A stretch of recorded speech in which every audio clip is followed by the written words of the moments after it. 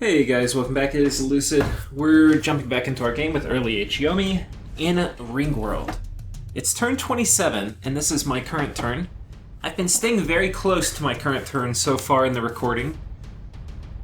Yeah, let's talk about it. I have submitted it. I just submitted it a minute ago. We've gotten a lifelong protection, a Dusk Dagger, Skull Mentors from Lanka.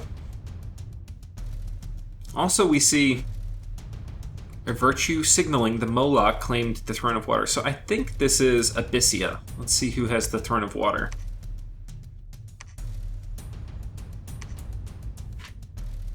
Oh no. Agartha took a Throne of Water with a Moloch. Interesting.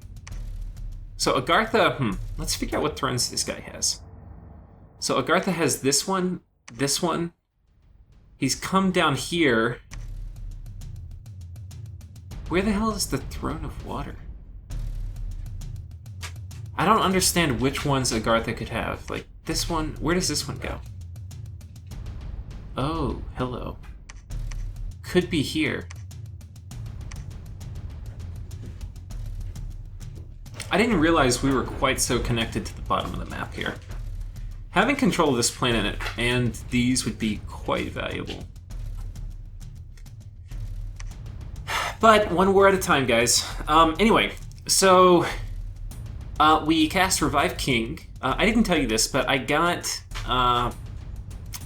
your Yomi or your Dione can, with Enchantment 3, they can create Revenants, which if you've got a ton of death income, there are worse uses for it. But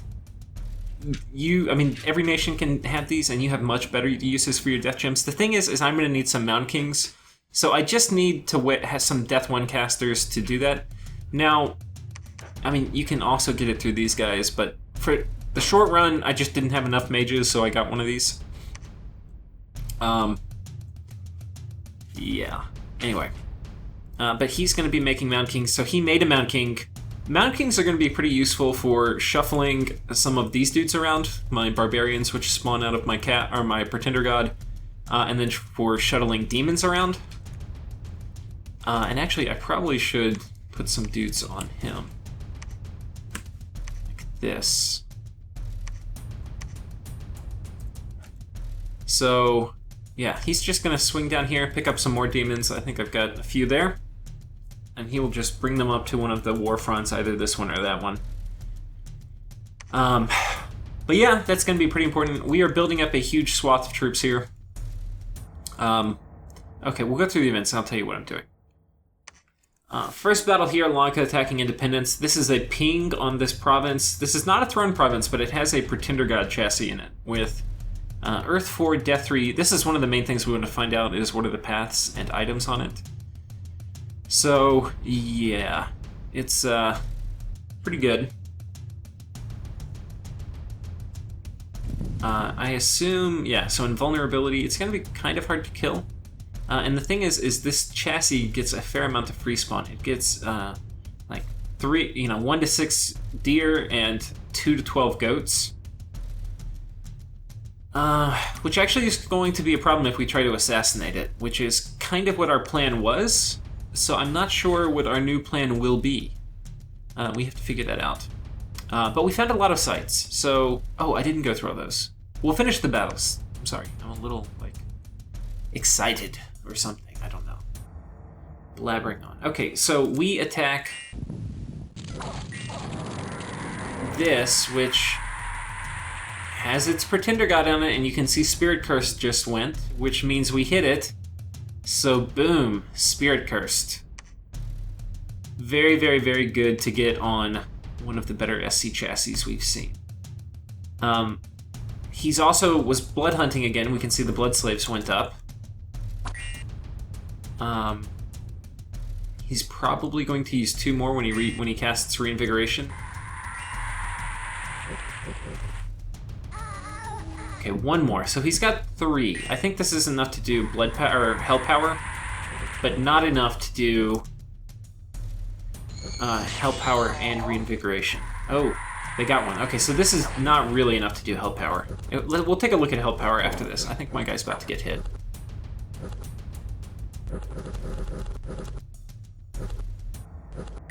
So you can see they're having a pretty hard time damaging him at 31 protection.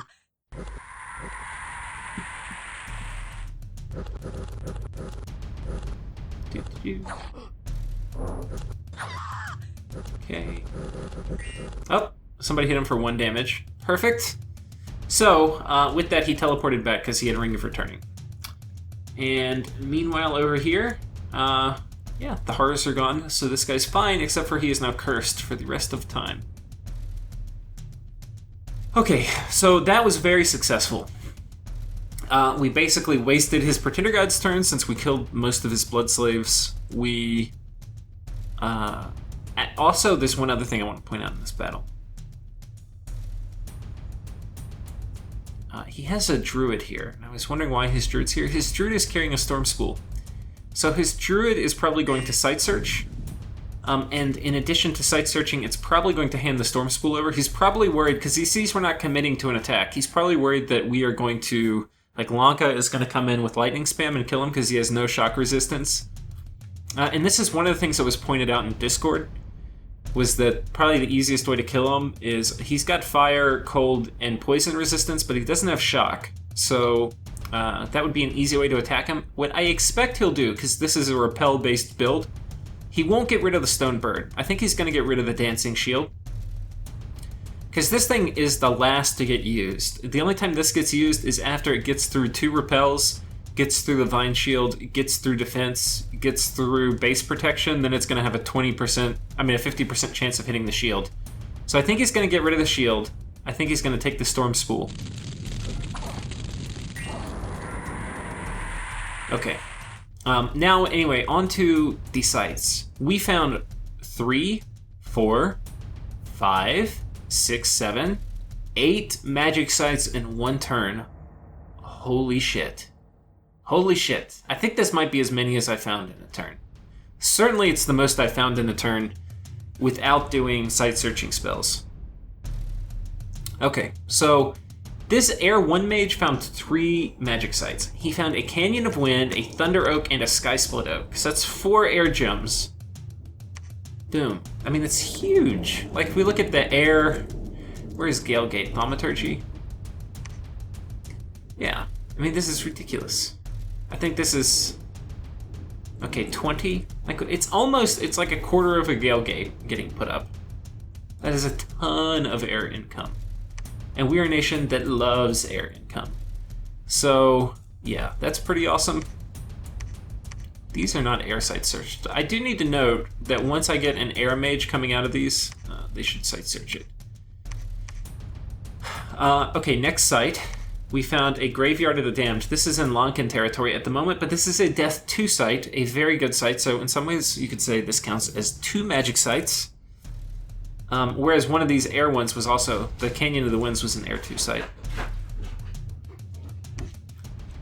Alright, wolf running around. Okay, so we found some sites here. I think we found... we found an ancient temple, so it's getting our astral income up, which is nice. Getting your astral income up nice and early allows you to spam out arcane probing, which is something we're definitely going to need to do. Here we found 2 magic sites, an ancient temple and a quicksand. Very nice. So more astral income. We have this unfound door, which is kind of nice too. And the quicksand. So Lanka has a very healthy earth income now. I don't know what it is, but it's pretty good. And then finally, we found a deep crevasse, which is an earth 1 site. So that's kind of ridiculous if we just look at the gym income graph. This is how much we started with. I mean, look at our gym incomes. They're phenomenal. This is a great gym income score graph. I mean, this is what happens when you decide you want to focus on site searching and it actually works for you. And it doesn't always. Sometimes you focus on site searching and it's like, and you end up like somewhere over here, which wouldn't be bad. Like, I wouldn't be too upset. But anyway, I'm ecstatic at where it landed. The big thing is we still have not site searched air much, and that's one of my most valuable one of my more valuable gems. And anyway, so that's still to come. Lanka has site searched a fair amount of air, but not a ton. So Lanka still has some more air sites. And Lanka's lands are not quite searched as well as mine, and we still get to search a lot of Fomoria's lands once we hopefully are able to conquer him. So, anyway, this province has been relinquished back to me. Now what's important, I have all my forts up, and we begin to see a problem. And the problem is that I built more forts than I can put troops out. So my Dione are going to occupy 250 gold a turn, right? And I've only got 600 after upkeep, right? So we're down to not much. Then, how many Oni Shugo can I make? Not very many. So I'm a little overbuilt here. I probably didn't need this fort. It's probably the one I would choose to get rid of if I got rid of one. And then, in addition, I've got like an alchemist laboratory here, and I've got a free laboratory I found here where I'm making some of these guys every other turn. So we have way more infrastructure than we can efficiently recruit stuff. What we'll be doing instead is, instead of making Oni Shugo, we're going to be making a fair amount more of the Naminari. The problem is these guys kind of are not very good. Yeah. Whereas the Oni Shugo are excellent. So I'm not totally sure how this is going to play out, but anyway. I think what I'm going to have to do is stop spending my money when I get it from events and just saving it for troop production. The problem when you do that, though, is you end up getting upkeep very, very close to your income. And after not too long of doing that, you can't buy anything. So, the other thing that's kind of telling us is we need to attack people. So I think we need to take over this moon. We need to finish Fomoria off. And then we might even also simultaneously attack Agartha. I don't know. We have a nap with Agartha, so we won't break our nap. But we need lands. And these are not particularly income-rich lands since they're caves, but they are lands. Though maybe we keep them as a friendly ally. I'm not sure. The thing is, I don't think so. I think we're going to have to attack them. And actually, a lot of it is just because I happen to build all these forts up here. And I'm going to have a little Oni Shugo factory. So this is what I was going to tell you at the end of last episode, and I didn't. But I might have already told you before. Is your temples give you free spawn based on just, do you have any Dominion there and do you have Turmoil? How much Dominion doesn't matter. The Oni Shugo and your Dione, they have the Oni Summoner ability, which is going to give you Oni based on the turmoil scales in the province. I don't think it has anything to do with your Dominion. Whoops. Turmoil scales in the province and unrest, and they stack. And I wasn't sure they stack, but I tested it. I know they stack. And not only does it stack a little bit, it can stack a lot. Like, you can get 3 times the amount of production if you have very high unrest. So this province right here, I have decided, will be the sacrificial lamb. And what it means is we need a lab in that province. We need to have a lot of nearby Oni Shugo production. And then the Oni Shugo are all going to go to this province, and then we're going to put a lab there, and then we're going to have the Oni Shugo sit there and research. And they will start making a fair amount of Oni. And with those Oni, especially once we get End of Culture, or End of Weakness, especially if we get End of Weakness and we put them in a group with one of our little Astral Mages here, who can cast... I think this guy would get like a Starshine cap. We'd probably put some armor on him so he doesn't die. And then we would give him a Clam of Pearls. And then as an Astral 2, he would just drop probably Power of the Spheres and then Anti-Magic. And that would be very, very good on a bunch of little Oni. They would become pretty killy. Especially, they do kind of need to be in turmoil, but we can pillage. I mean, they will be... The thing is, let's talk about generals real quick, too. Because I've been spending time thinking about that a little bit since we're going to have a big pile of Oni, and I'm thinking who should lead them into combat. Well, these guys have pretty high undead leadership, but they have very low leadership. So what that means is if we put if we put these guys on them, they get a morale penalty. Yeah, that's basically what that means. So some of them it doesn't matter, but like the Ko-Oni don't have great morale. Yeah. So it's a bit of a problem. Now, instead, we could give them a big morale bonus if they're being led by a demon general, which is going to have very high leadership combined with good undead leadership. Ideally, on this guy, we would give him the undead crown or something like that, and then he would lead a big doom stack of 100 plus dudes with aforementioned. Wait, do these guys have fire resistance? They do not. They are naked. Anyway, they can be led with aforementioned Astral Mage, and probably one Dione that's in caster mode to go with them. In a caster mode, Dione is going to drop End of Weakness. It can also drop, potentially, and I'm not sure if I want to do it, it can drop Fire Fend and Heat from Hell. Or it can definitely drop Heat from Hell. I'm not sure if I want to drop Fire Fend. So I've got to, or I'm not, like being horribly dyslexic, I'm not sure if I want to drop Heat from Hell without Fire Fend. And Fire Fend's a long way away. But if I'm going up against a lot of mages, it's probably worth it, depending on the temperature scales in the province I'm fighting in. I'll have to think about other things we can do with a caster-based Dione. I mean, they can obviously do Skelly spam, but really I want to focus more on buffing. I guess if we get up, yeah, this is probably the other thing. If we get up to Death 6, we will have access to Darkness. And, I mean, to Alteration 6, we'll have access to Darkness. And that would be what I would have them do. Is I would probably take one of these guys, put Earth Boots on him in a Skull Staff, and probably ideally it would be the Death variant. And then the Death variants would follow my army around, and they would do End of Culture and Darkness, or End of Weakness and Darkness, and that would make the Oni very, very scary against a lot of nations. Not against the Gartha, so probably forget the Darkness versus these guys. And they can also make Magma Children, which would be pretty good against my Ko-Oni. So we'll have to see.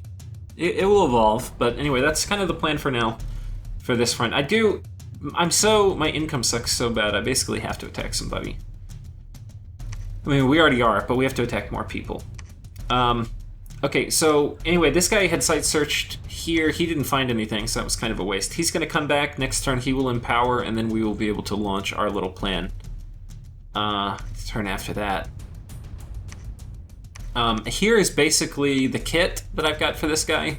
I haven't put the lifelong protection on because you can't undo it, and I'm going to reserve the opportunity to undo it if I want to. And then it's also going to potentially taint me with with Horror Marks, so I don't want to put it on until I want to use it. But this is basically going to be the kit that we're going to use to snipe his Pretender God. And it should work pretty well. We do need to catch his Pretender God out, so I'll have to figure out what I do there. I'm not totally sure. Yeah, we'll find out. The thing is, if we keep putting pressure on him, we're going to make him keep using his Pretender God, and the more he uses it, the more likely it is that we catch him in a position where we can pick it off. And we're going to be totally stealthy. We're not going to use these Air Dione for anything else until we kill his Pretender God.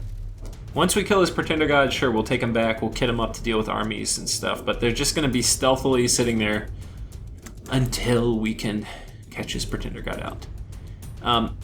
Okay, other moves. I do want to keep the pressure up. I don't want him to just sit there. So there's only 1 or 2 Ko-Oni on here, so it's highly likely he's going to kick us off. I don't know what he'll kick us off with. He could do like a small little group just to make these guys run. He could do a big group and take everybody, in which case whatever we send is going to die. So this is actually going to be a medium commitment army from me. We've got this guy who is going to be casting Iron Skin Skeletal Body so he doesn't die in one hit. He's going to be doing a Spirit Curse. There's a chance we will hit his Fomorian Giant if that is who walks in. And then Raise Dead. Meanwhile, these guys will charge into battle. Don't know if that will do anything. We'll find out. The good thing is this is high turmoil, so these guys are going to be hitting like freight trains with 14 attack, 16 damage. So that is good. It's also going to cause unrest there, which is not bad. Trying to think if there's anything else terribly important. I think that's about it. Here we're okay. I've kind of switched this up. We've got this dude moving in with some barbarians. He's gonna go pick up some of these barbarians. If this province doesn't get attacked, if it does get attacked, then he's just gonna fight, and these guys are probably all gonna die. Yeah, and there's not really gonna be much of a way around that. I can't script barbarians to retreat or anything like that. This group, we're actually going to sneak over this way. And that will allow us to potentially attack back here next turn. And I'm actually thinking about it. I should move this guy over this way. That way I can see what's here if I choose to raid, and I'll have a pretty good reading on how much PD is there. These guys should be able to kill like 5 PD or 6 PD. Maybe not. They'll kill 2 or 3 PD for sure. 6 PD will be a fight, but whatever. I'm willing to roll the dice. I mean, I can also... No, I can't raid from being stealthy, but anyway. What's weird is raiding has 2 words into minions. There's the technical raid, which is this. And then there's the general purpose term raiding, which just means to attack and try to capture enemy provinces. Anyway. That are lightly defended. Anyway, he'll be moving stealthily here. I do want to get good scouts on where his Pretender God is so that we can hopefully lock him down. It's also possible... Yeah, I don't know. I'm not attacking him this turn, and I do kind of wish I was attacking him so he couldn't get his turn of blood hunting off, but we'll see. And I think that's about it. The other items that I'm making Burning Pearls. These are going to go on this kit instead of the Bracers of Protection. Bracers of Protection gave me better odds of killing this guy in a 1v1, but when I outnumber him, it turns out it's a lot better to put the Burning Pearls on him, because then I'll be more likely to get through his extremely high defense, which you can see is kind of ridiculous. So the Burning Pearls are definitely the way to go here. And I think that's it. I think that's all we got to say. So anyway, thank you guys for watching. I hope you're excited about the upcoming Super Combatant Snipe and otherwise all the sneakiness we have planned. The final thing I'll say is Lanka, you can see, is getting in position to move on Zabalba. And Niflheim is moving in position to take Zabalba's cap. So I'm sure Lanka will keep us posted with... troop movements. I don't think I can see battles that happen with his scouts. He can see it, but I can't see it. Yeah, I don't think so. Anyway, thank you for watching. See you next time.